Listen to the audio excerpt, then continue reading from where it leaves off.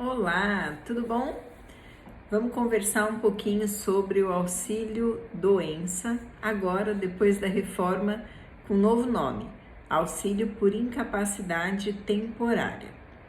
É importante a gente lembrar que o benefício é o mesmo. O que a reforma da Previdência fez foi simplesmente adequar o nome. Até porque havia uma pequena confusão mesmo em relação a esse benefício, que tinha o nome de auxílio doença, mas é um benefício devido para os casos de doença e também para os casos de acidente. Então, o nome auxílio doença acabava levando muitas pessoas a imaginar que é um benefício que protegia uma situação de doença exclusivamente. De forma que a adequação foi boa. Mudar o nome nesse sentido foi interessante porque facilita o nosso entendimento sobre o que é de fato esse benefício. A gente consegue, mesmo sem saber exatamente, do que se trata, mesmo se formos leigos, a gente consegue pensar no que deve ser esse benefício com o nome benefício por incapacidade temporária ou auxílio por incapacidade temporária. O nome sugestivo facilita então o dia a dia das pessoas que não lidam com o direito previdenciário. Pois bem, então agora que a gente já sabe que o auxílio por incapacidade temporária é o nosso antigo auxílio doença, é importante a gente lembrar que esse benefício, assim como tinha antes da reforma, continua tendo para a gente aqui um sobrenome. Como eu acabei de dizer, o auxílio por incapacidade temporária, ele é devido nos casos de doença e também nos casos de acidente, inclusive nos casos de acidente do trabalho.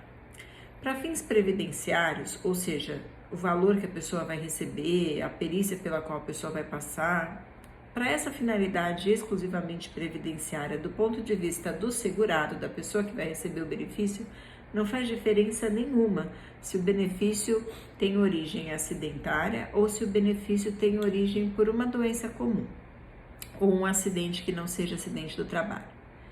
Agora, do ponto de vista trabalhista e também do ponto de vista fiscal para a empresa, a diferença é muito significativa. Basta a gente lembrar, por exemplo, que o empregado que sofre um acidente do trabalho e é afastado das suas atividades por um tempo, ou seja, passa a receber do INSS auxílio por incapacidade temporária, vai ter direito à estabilidade de 1 ano quando ele retornar para as atividades dele. É importante, então, embora não mude o valor do benefício que ele vai receber do INSS, é importante que a gente saiba que aquele benefício teve origem num acidente do trabalho, porque é essa informação que vai garantir para esse empregado a estabilidade a qual ele tem direito lá na esfera trabalhista. Da mesma forma, enquanto ele estiver afastado, recebendo auxílio por incapacidade temporária, e se foi uma incapacidade gerada por um acidente do trabalho ou uma doença equiparada a acidente do trabalho, esse empregado também vai ter direito, esse segurado agora recebendo, mas como na condição de empregado para o direito do trabalho, também vai ter direito de receber os depósitos do fundo de garantia, como se ele estivesse trabalhando. A empresa, por sua vez, tem um impacto fiscal importante também quando acontecem acidentes do trabalho. Rapidamente, só para resumir, eu não quero entrar muito nessa seara, mas só para você entender. O Estado, o governo, ele quer estimular empresas a evitar acidente do trabalho, ou seja, cuidarem bem do seu meio ambiente do trabalho e evitar que aconteçam acidentes. E quer, de alguma forma, desestimular as empresas que não cuidam do seu ambiente de trabalho e que, portanto, não se preocupam com a ocorrência ou com a prevenção de acidentes do trabalho. Como é que o Estado faz isso? Como é que nós, como sociedade, fazemos isso? Estimulamos as empresas a terem um melhor ambiente e tentamos punir as empresas que têm um ambiente de trabalho ruim. A gente aumenta a carga fiscal de quem tem um ambiente ruim, ou seja, de quem não segue regras de proteção e prevenção contra os acidentes do trabalho, e a gente dá desconto, diminui a carga fiscal daquelas empresas que demonstram que estão se dedicando à proteção dos seus empregados, que estão conseguindo prevenir acidentes e que estão tendo um bom resultado em relação às suas concorrentes. Então, uma empresa que consegue manter um número bem pequeno de acidentes do trabalho, um número menor do que a média em relação às suas concorrentes, vai ter um desconto no valor que paga, especialmente a título de contribuições previdenciárias. E aqui eu estou falando da contribuição para o seguro contra acidentes do trabalho, que é uma contribuição para as empresas de médio e grande porte, é uma contribuição que pode chegar num valor alto, já que ela incide sobre o total da folha de pagamento, ou seja, tudo que a empresa paga de salário sofre a incidência desse seguro, e que o desconto pode chegar até a metade do valor devido. Assim como o aumento para o caso das empresas que não se comportaram bem, que não conseguem prevenir acidentes e que têm muitos acidentes, acidentes recorrentes, muitos acidentes seguidos de morte, muitos acidentes que geram um afastamento longo, ou seja, acidentes terríveis e numa quantidade grande, ela vai ter um aumento dessa contribuição. E esse aumento pode chegar até o dobro da alíquota inicial. Isso significa dizer que para o INSS e para a Receita Federal que fazem essa cobrança das empresas, é muito importante saber quando uma pessoa bate na porta do INSS para receber um afastamento, porque está doente, uma doença qualquer, a pessoa, sei lá, a pessoa foi fazer uma cirurgia de retirada de vesícula, não tem nada a ver com o trabalho dela. Então, quando esta pessoa está lá por uma doença qualquer, ou quando essa pessoa está lá porque sofreu um acidente do trabalho. É o rapaz que fazia um trabalho na área externa de um edifício, a cordinha daquele banquinho que ele sentava soltou, ele caiu, levou um tranco e quebrou a perna. Faz diferença, embora não no valor desse benefício que a gente está estudando hoje, mas na vida desse empregado, do ponto de vista do direito do trabalho, e também na vida da empresa, no que diz respeito ao valor que ela paga a título de seguro contra acidentes do trabalho. Pois bem, feito esse esclarecimento de que a gente precisa saber a diferença entre um e outro, eu disse para vocês que para a gente saber essa diferença, eles recebem um sobrenome. Isso significa que os auxílios por incapacidade temporária, eles podem ser de duas espécies diferentes. Existe o auxílio por incapacidade temporária previdenciário ou comum, que é aquele pago para os casos de doença ou de acidente que não é acidente do trabalho, ou seja, que não tem relação nenhuma com a atividade laborativa daquele segurado. Ou então, pode ser um auxílio por incapacidade temporária acidentário, como o próprio nome já diz, decorrente de um acidente do trabalho ou então de uma doença equiparada a acidente do trabalho, que são as doenças profissionais ou as doenças do trabalho. Veja, por exemplo, que alguém que trabalha como caixa no banco, se tiver Ler-Dort, né, que a gente chama tendinite, síndrome do túnel do carpo, tem uma doença, não sofreu um acidente, isso é uma doença, mas é uma doença que está relacionada àquela atividade. De tanto digitar, fica com aquela doença. Então, ela é uma doença equiparada ao acidente do trabalho. E os afastamentos, nesse caso, também recebem o sobrenome de auxílio por incapacidade temporária acidentário. Para vocês entenderem como é que isso acontece documentalmente, eu trouxe aqui uma carta de concessão e vou mostrar para você como é que o INSS escreve esse sobrenome lá do benefício e como é que a gente fica sabendo qual é então o tipo de auxílio que a pessoa recebe. Essa daqui é uma carta de concessão do INSS, eu vou mostrar de longe, depois eu aproximo para conseguir ler. Essa daqui é uma carta de concessão do INSS, esse é o documento oficial que mostra para todas as pessoas, que faz prova de que uma determinada pessoa, um determinado segurado está recebendo auxílio por incapacidade temporária. Aqui, ó, vai o nome, tá vendo? Auxílio por incapacidade temporária previdenciário. Auxílio por incapacidade temporária previdenciária. Eu nem preciso saber o que aconteceu nesse caso para supor que se trata de alguém que ou sofreu um acidente que não é acidente do trabalho, um acidente comum, um acidente de carro, de trânsito, ou caiu em casa e quebrou a perna, o que quer que seja, ou então que essa pessoa está afastada porque foi acometida por uma doença, que também não tem relação nenhuma com o trabalho que ela exerce. O auxílio por incapacidade temporária, qualquer que seja a sua modalidade, vai ter os mesmos requisitos, o mesmo procedimento dentro do INSS, mesmo cálculo, vai ser tudo igual. De agora em diante, o que eu falar serve para os dois tipos. E a primeira coisa que a gente precisa saber é quais são os requisitos para alguém poder receber esse benefício. Ou seja, o que eu preciso demonstrar para chegar lá no INSS e pedir o meu benefício por incapacidade temporária. O que precisa ter acontecido comigo? O que eu preciso ter? A primeira coisa, obviamente, é uma incapacidade.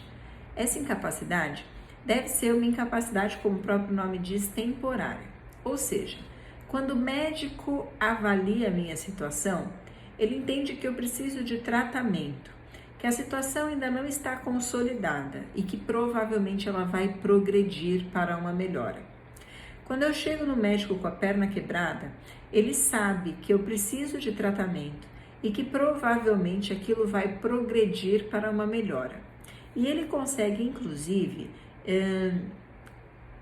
pressupor o tempo que isso leva. Ele sabe que se eu ficar 1 mês de gesso e mais não sei quanto tempo fazendo fisioterapia, eu vou voltar à minha atividade normal, minha perna vai ficar boa e vai dar tudo certo.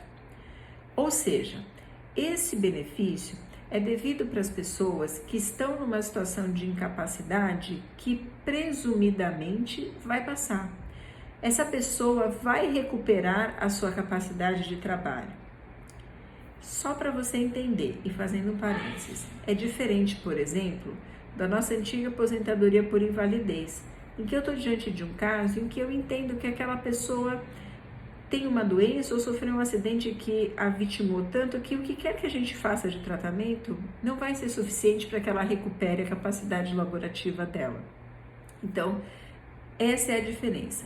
Nesse benefício de por incapacidade temporária, existe um prognóstico de cura e de melhora.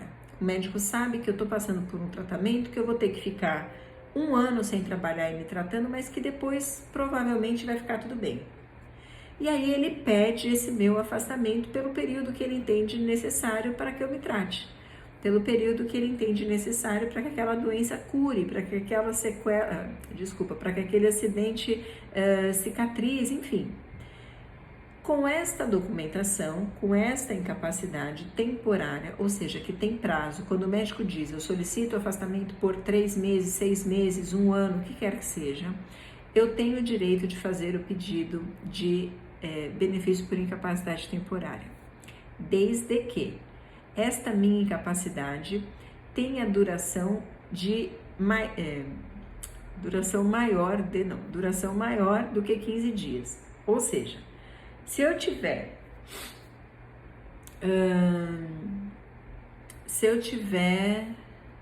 com uma virose, eu for no médico ou no posto de saúde, for medicada e o médico pedir para eu ficar 5 dias em casa, eu não posso bater na porta do INSS e pedir meu auxílio por incapacidade temporária, porque a minha incapacidade deve ser uma incapacidade maior do que 15 dias. Esta incapacidade deve ser temporária e maior do que 15 dias, mas não precisa ser uma incapacidade total. O que significa dizer que não preciso estar incapacitada de fazer qualquer coisa, qualquer trabalho. Basta que eu esteja incapaz de realizar o meu trabalho, a minha atividade habitual. Pode ser que eu trabalhe, por exemplo, como a moça do banco, do caixa do banco, digitando e que esteja com LER, esteja com tendinite. Aí o médico fala, olha, eu vou precisar que você se afaste do trabalho por 20 dias, eu vou te passar uma fisioterapia, eu vou te passar um remédio, etc e tal, a gente vai fazer esse tratamento, ok? Aí, ok. Eu pergunto para ele, doutor, eu vou poder voltar a trabalhar? Ele vai dizer para mim, para trabalhar na condição que você trabalha, na função que você trabalha, como caixa de banco, não. Mas eu não poderia trabalhar com outra coisa? Eu não posso atender telefone e trabalhar no administrativo, eu não posso trabalhar com trabalhos intelectuais, eu não posso fazer alguma coisa que não demande esse esforço repetitivo na mão? Óbvio que consigo. E isso impede que eu receba meu auxílio por incapacidade temporária, meu antigo auxílio-doença? Isso impede que eu me afaste do trabalho? Não, porque a incapacidade exigida aqui é uma incapacidade que pode ser parcial, ou seja, incapacidade para a minha atividade habitual e só, mesmo que eu possa trabalhar com outra coisa, não tem problema, eu me afasto mesmo assim, basta que a incapacidade seja temporária, maior do que 15 dias, não importa se ela é total ou se ela é parcial. Além da incapacidade, a segunda coisa que eu preciso demonstrar para poder receber meu auxílio-doença é que eu tenho qualidade de segurado. Ou seja, se eu estou falando que o INSS é um seguro público, que tem lá suas peculiaridades, mas que tem essa cara e essa estrutura de seguro, e que assim como todo seguro é então contributivo, ou seja, enquanto eu estou pagando e se eu estiver pagando, eu posso exigir a contraprestação, né, a indenização ou os benefícios aqui para gente, eu preciso provar para o INSS que eu estou em dia com as minhas obrigações, eu estou pagando em dia e pontualmente as minhas contribuições previdenciárias. Mas esse seguro aqui, como eu disse, é um seguro público, um pouquinho diferente dos seguros privados que a gente está acostumado a ver. E ele é um seguro tão importante, que a gente tem uma previsão expressa na lei daquilo que a gente chama de período de graça, que como o nome faz supor, é o período que eu continuo podendo receber benefícios do INSS, que eu continuo segurada do INSS sem pagar nada, de graça. Eu estou desempregada e estou 10 meses sem pagar INSS, não tem problema, você continua fazendo parte do grupo de segurados de graça. Eu pagava carnê, viajei, parei de pagar, estou 6 meses sem pagar carnê. Não tem problema, você continua fazendo parte dele, do grupo de segurados de graça. Esse período de graça, ele estende então a qualidade de segurado. Não é só quem está pagando INSS que pode pedir o benefício, mas também aquelas pessoas que por algum motivo deixaram de pagar, mas que ainda estão nesse período de graça. Eu não quero me alongar no período de graça para não desviar o assunto, mas só para relembrar, o período de graça para os empregados e para os segurados obrigatórios em geral, ele tem duração básica de 12 meses. Se a pessoa tem mais de 120 contribuições, ou seja, tem mais de 10 anos pagos para o INSS sem nunca ter perdido a qualidade de segurado, ela ganha mais 12 meses. Pode ser então que tenha um período de graça de 2 anos. E se tiver em situação de desemprego comprovado, ou para os contribuintes individuais, de acordo com a Turma Nacional de Uniformização, se conseguir demonstrar que não teve serviço, que não aferiu renda e que por isso não pagou o INSS, ou seja, aquele autônomo consegue provar uma condição muito parecida com a do desemprego, consegue mais 12 meses, ou seja, ao todo, uma pessoa pode ficar até 3 anos sem pagar INSS e mesmo assim ter direito aos benefícios que o INSS oferece.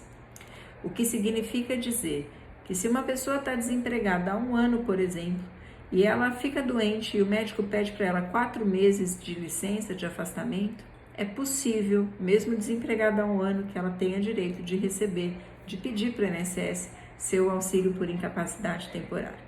Então, primeiro, incapacidade temporária maior do que 15 dias, seja ela total ou parcial. Segundo, qualidade de segurado, ou estou pagando ou estou dentro do período de graça.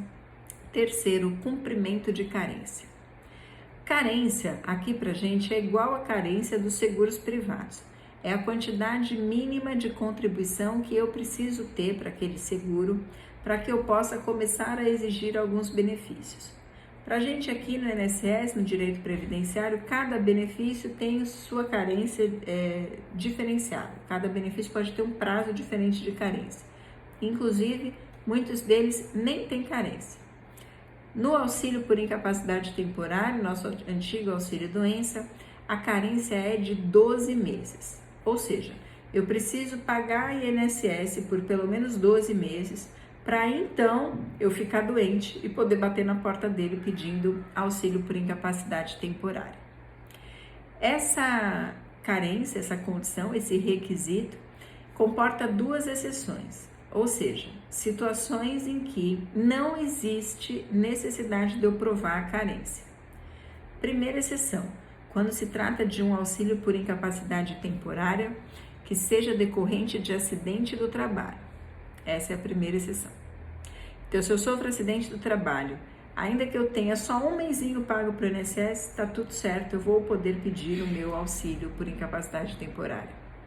E a segunda exceção é uma lista de doenças que são doenças estigmatizantes, graves, degenerativas, doenças previstas em lei, que tem um rol taxativo, e está lá no artigo 151 da Lei 8.213 de 91, que a gente chama de Plano de Benefícios da Previdência Social. Esse artigo traz então uma lista de doenças que tem previsão de doenças como, por exemplo, neoplasia maligna, câncer, cegueira, cardiopatias graves, hepatites, hanseníase, paralisia, o que mais? Deixa eu pensar. Alienação mental severa. Bom, não sei, não consigo lembrar de todas agora, mas enfim. Olha lá, o artigo tem uma lista de doenças que afastam a obrigação de demonstrar carência. De forma que, se uma pessoa começou a trabalhar, um mês depois de trabalhando, só pagou um carnezinho do INSS, descobre, tem um diagnóstico de câncer e pouco tempo depois começa um tratamento que tem como consequência o afastamento das atividades, vai fazer, por exemplo, uma radioterapia, uma quimioterapia e tem que se afastar das atividades por 4 meses, por exemplo, mesmo só tendo pago um mesinho para o INSS, pode ir lá pedir o auxílio doença ou auxílio por incapacidade temporária, porque para esta doença especificamente a lei afasta a obrigação de carência. Dito isso, eu já sei quais são os requisitos. Se isso acontecer comigo, eu vou pedir o benefício para o INSS. Dando entrada no benefício, que hoje é feito de forma eletrônica, a gente entra no sistema que chama Meu INSS, você cria a sua senha e você faz o requerimento online desse benefício, automaticamente vai ser gerada uma data para comparecimento na perícia médica lá do INSS. Nesse dia, o segurado doente tem que ir até a perícia numa agência do INSS, onde ela foi agendada, vai até a perícia e vai conversar com o médico perito que vai verificar toda a documentação médica.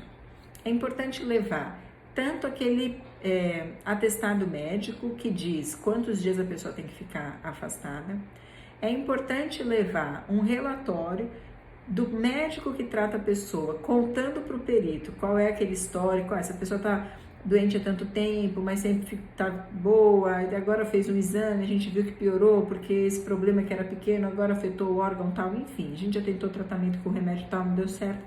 Contar a história, contar o quadro clínico médico para o perito.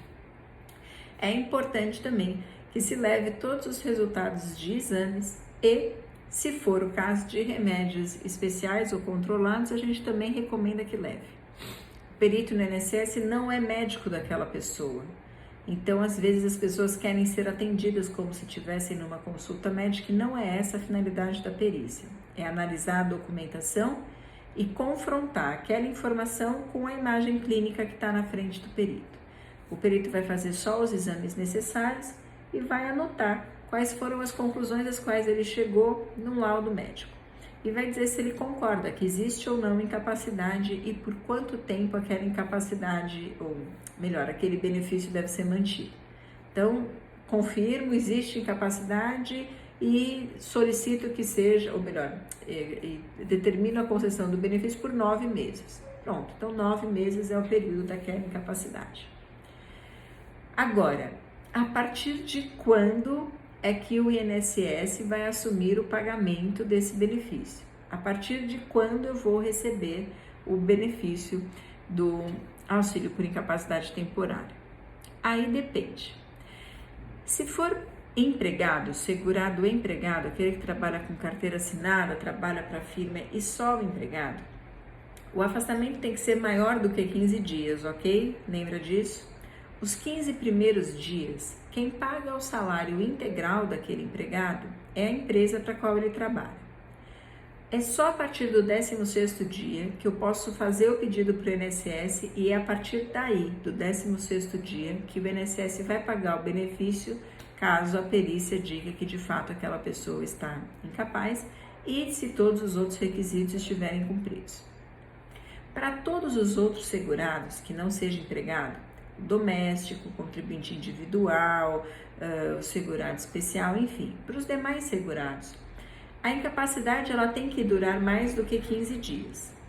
E o sistema do INSS geralmente determina que a gente espere esses 15 dias passarem para poder fazer o pedido. Mas quando eu faço o pedido e provo na perícia que estou incapaz por exemplo, 2 meses, o INSS vai rebobinar o pagamento e vai me pagar desde o primeiro dia de incapacidade. Então, os empregados, os 15 primeiros dias da empresa, o INSS paga do 16º em diante. Para os demais segurados, a gente tem que ter uma incapacidade maior do que 15 dias. Mas se ela existir, o INSS concordar que é caso de afastamento, ele vai rebobinar o pagamento desde o primeiro dia. Então, a concessão do benefício, a data de início do benefício vai coincidir com o primeiro dia de incapacidade e a pessoa vai receber o seu primeiro pagamento contando desde essa data, desde o início do benefício. Agora só falta a gente falar sobre o cálculo do auxílio por incapacidade temporária. Já ia falar auxílio doença por força do hábito, do auxílio por incapacidade temporária.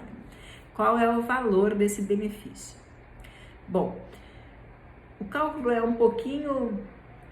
pode ser um pouquinho complicado para quem nunca viu, talvez valha a pena a gente fazer um vídeo só de cálculo, mas vou passar as informações de forma mastigada para ver se dá para entender. Os benefícios previdenciários, eles são calculados em cima da média contributiva daquela pessoa, da pessoa que está pedindo o benefício, qualquer que seja. Aliás, qualquer que seja não, com algumas exceções, dessa forma. Então, eu vou considerar a média contributiva daquela pessoa. Significa dizer que eu vou pegar todos os pagamentos que ela já fez para o INSS. Então, vamos supor que ela tem 10 anos pagos, são 120 pagamentos. Eu vou pegar esses 120 salários dessa pessoa, não o valor que ela paga, tá? É o valor do salário que ela declara, ou seja, se meu salário é R$4.000, é esse valor que eu vou colocar na conta, esse valor que vai entrar lá no INSS como o valor básico da conta. Então, eu vou pegar 120 contribuições, como eu havia dito para vocês, no exemplo de alguém que tem 10 anos pagos, e vou somar tudo. Atualizo, obviamente, esses 10 anos e somo esses valores. Vou chegar num valor grandão lá, uns milhões de reais. Pego mentira, não vai chegar no milhão, vai chegar só nos bons mil, umas centenas de milhares. Eu pego esse valor total, para achar a média, e divido por 120, né? Então, se eu tenho 10 anos pagos para o INSS, eu tenho 120 meses pagos. Eu vou somar mês a mês os 120 meses e vou dividir por 120. Com isso, eu vou achar a média contributiva, ou seja, qual foi o valor médio que eu tenho pago ao longo desses 10 anos. O valor do auxílio por incapacidade temporária vai ser de 91% dessa média. Desculpa, estava gravando, entrou alguma coisa que travou a gravação. Bom, então o valor do auxílio por incapacidade temporária vai ser de 91% do valor dessa média. 91% do valor da média. Aí eu vou pegar esse valor e vou guardar num cantinho. Por quê? A lei diz o seguinte: eu vou pagar, o INSS vai pagar 91% do valor da média contributiva, desde que esse valor, 91% da média, não seja maior do que a média dos últimos 12 pagamentos, das últimas 12 contribuições. Ou seja, eu vou ter que verificar numa continha de lado, assim, quanto é que é a minha média do último ano de INSS, as minhas últimas 12 contribuições. Então, eu vou pegar os meus últimos 12 pagamentos para o INSS, vou somar e vou dividir por 12. Se essa média dos últimos 12 for menor do que a minha média inteira da vida toda, vezes 91%, que é o cálculo do meu benefício, eu vou receber esse limite aqui, ó, vou receber o valor menor. Agora, se o valor do meu benefício, 91% da minha média da vida todinha, for menor que esses meus 12 últimos meses, aí sim eu recebo essa conta. Professora, loucura, viajei, não entendi nada. Então eu vou pegar de novo a nossa carta de concessão e vou te mostrar como é que isso acontece na prática. Olha aqui, ó.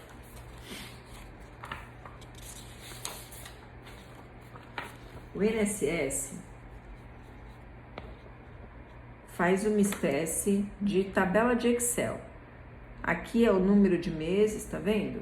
Não sei que número começa aqui.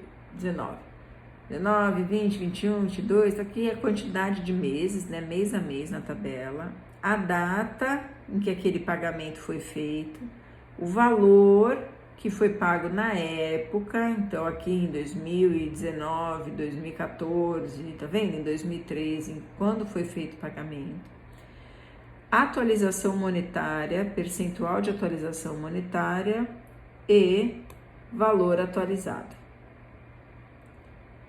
Soma todos. E são várias folhas, olha. Ó, começa aqui, aí vem pra cá, ó, várias folhas. Somou tudo, acabou aqui. Esse daqui foi o último pagamento, né? O primeiro que ela fez, que foi em 2010 nesse caso. O INSS vai... Calma, deixa eu vir aqui para conseguir ler e te mostrar também. O INSS vai somar todos esses valores. Aí ele viu aqui, ó, soma dos 80% valores, R$ 81.027,78, que foi a quantidade, a soma de todos os meses. Dividido por 55, que é a quantidade de meses. Chegou num resultado de 1.473,23, ou seja, 1.473 é a média contributiva da vida toda dessa pessoa aqui. Tudo que ela já pagou para o INSS, a média é essa daqui. Qual é o valor pago a título de benefício por incapacidade temporária? 91%, ó, coeficiente 91%. Como é que eu faço a conta? A média vezes 91%, a média vezes 91%, a média a gente chama de salário de benefício e o percentual a gente chama de coeficiente, deu um valor de R$ 1.340,63. O INSS já pode pagar esse valor aqui, 1.300? Não, porque ele precisa fazer o cálculo das últimas 12 contribuições, para ver se esse valor aqui é maior ou menor. Se esse valor, 1.300, for maior que a média do último ano pago, aí ela não pode receber isso, ela vai ter o benefício dela achatado. Então, o que o INSS faz? Aqui, ó, último ano pago. Mês 1, mês 2, mês 3, mês 4, mês 5, a data em que foi pago, o valor do salário sobre o qual foi pago, o índice de correção monetária e o salário corrigido. Ela vai pegar 12 meses, tá vendo aqui, ó, 12 meses, os últimos 12 meses pagos e vai fazer a conta. Soma dos últimos 12 meses, 18.345,58.